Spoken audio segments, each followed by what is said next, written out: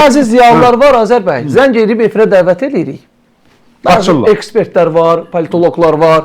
Məsələn, mövzunu soruşurlar. Nədən danışacağıq? Deyirəm ki, məsələn, Ukrayna-Rusiya məsələlərindən, Putin-Trump münasibətlərindən məmnuniyyətlə gələrəm, danışaraq gözəl bir proqram eləyərik. Dalınca deyirəm ki, bu yaramazlar, ünsürlər də bu ölkəmiz əleyhinə böhtan kampaniyası. Ona da bir toxunarıq. 15 dəqiqədən sonra zəng edir ki, yox, mənim bir işim çıxdı. Cazazın növbəti həftə imkan olsa gəlib iştirak edər. Belə ziyalı, bu ziyalı deyil bunlar. Belə ziyalı olmur. Ortadan yiyib qıraqda dolananlar. Halbuki o adamların böyük əksəriyyəti elə bu iqtidardan, bu dövlətdən kifayət qədər bəhrələniblər.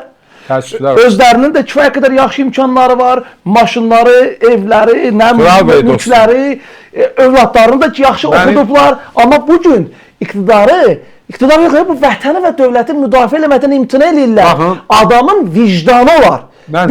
Əlinizi qoyun vicdanınızın üstünə, bir əxlaqınız olsun. Belə olmaz. O adamların da məqsədi odur ki, bizim kimi adamlar yaxasını kənara çəksin. Meydan boş qalsın və əhali, o tamaşaçı bunlara möhtac olsun. Mən də deyirəm. Böhtan kampaniyası. Bəli, böhtanlarını yer etsinlər. Mən də ona görə deyirəm ki, bizim kimi insanlar, bu şeyləri anlayan insanlar efirə çıxmalı və onların cavabını verməlidir, gerçəkləri söyləməlidir. Baxın, biz tənqid də eləyirik.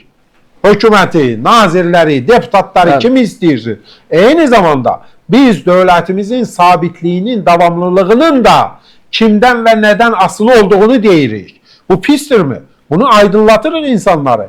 Bilməyənlər bilsin, bilənlər də əmin olsun ki, doğrudan da niyə bizim kimi adamlar deməlidir bunu? Ona görə ki, biz informasiya ilə işləyirik. Tutaq ki, sizin, mənim bildiklərimi geniş auditoriyada insanlar bilmir. Bir elə şeylər var ki, biz hələ hamısını demirik, deyə bilmərik bildiklərimizi. Amma biz bu söhbətləri belə əminliklə niyə edirik? Çünki altda yatanı bilirik axı. O informasiyanın bazasından xəbərimiz var. Yoxsa mən durub durduğum yerdə kör-körənə heç kimi dəstəkləyən adam deyiləm.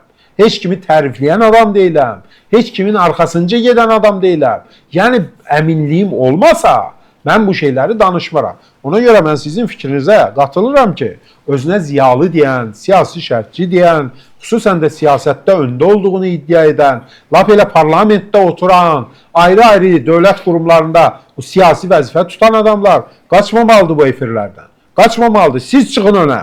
125 deputat var. Çıxın, gəlin siz Tural bəyin qapısında belə döyün qapını sındırın ki, niyə məni efirə çıxarmırsan?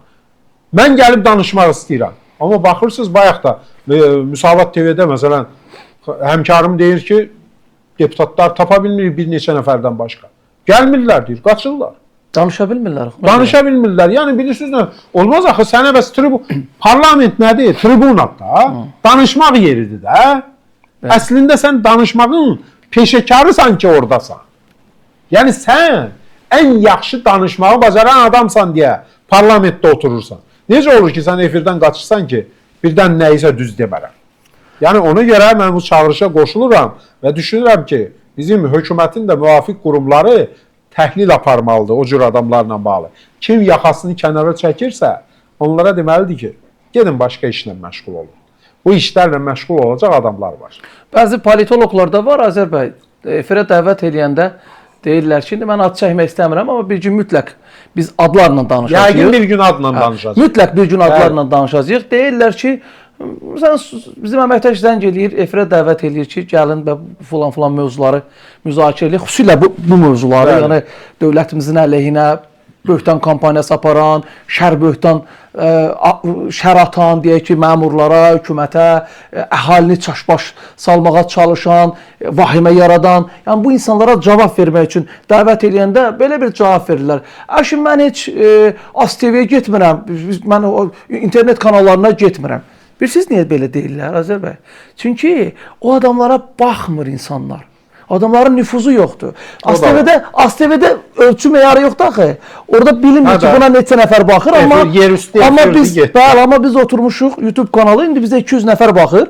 Deməli, insanlar 200 nəfər Azər Əsrəti dinləyir. Dəqiq bir rəqəmi. Bəli, bir rəqəmi var. O adam gələndə efirə, ona baxacaq 20 nəfər, 15 nəfər və xalq da görəcək ki, bunun heç nə çəkisi varmış, nə hörməti varmış, nə də bunun sözündən qulaq asan var. Bəzi də buna görə bundan ehtiyat edib qorxub gəlmirlər. Bundan ehtiyat edirsiniz, qorxursunuzsa geri çəkilin, imtina edin, siyasi səhnədən gedin. Hətta postu boşaldın. Postu boşaldın. Hökumətdən güya ki təbliğat aparsın deyə bəhrələnməyin. Yəni hansısa bir öz şəxsi maraqlarınız naminə addımlar atmayın. Çıxın gedin öz işinizlə məşğul olun. Gedin bazarda göy satın. Nə bilim nə işlə məşğul olasınız. Gedin ailələrlə məşğul olun. Yox, siz bu işlərlə məşğulsunuzsa, gəlin meydana kişi kimi danışın. Bu nədir? Belə bir adamçılıq ola. Yaxasını kənara çəkən adamlar ən təhlükəli adamlardır. Yəni bu məsul anda əgər o adamlar yaxasını kənara çəkirsə, bunlar doğrudan təhlükəli adamlardır. Elə bir an olur ki, dövlətin də, cəmiyyətin də həyatında orada həqiqətən də sözünü birmənalı deyən adamlara ehtiyac var. Siz də durub müraciət edirsiniz ki, gəl sənə efir verirəm, sözünü deyə, adam yaxasını kənara çəkir. Artıq onlar çox təhlükəli adamlar. Ona görə mən deyirəm ki, dövlətimiz bunları təhlil etməlidir. Dövlətin müvafiq qurumları ki, məsul anlarda kimlər yaxasını kənara çəkir. O adamlar Allah eləməsin, əlbəttə ki, qulaqlara qurulsun. Sabah İlham Əliyevin prezident olaraq bir çətinliyi olanda arxasından ilk qaçacaq adamlar onlardır. Mən bunu dəfələrlə demişəm. Ona görə də bugün o vəziyyəti sabitləşdirməkdə yarar var. Yəni bilinməlidir ki, kim ölümünə bu dövlət üçün canını fəda etməyə hazırdır, kim ortadan yiyib qıraqda dolanır. O ortadan yiyib qıraqda dolanma vaxtı çoxdan keçib. Onları artıq uzaqlaşdırmaq lazım.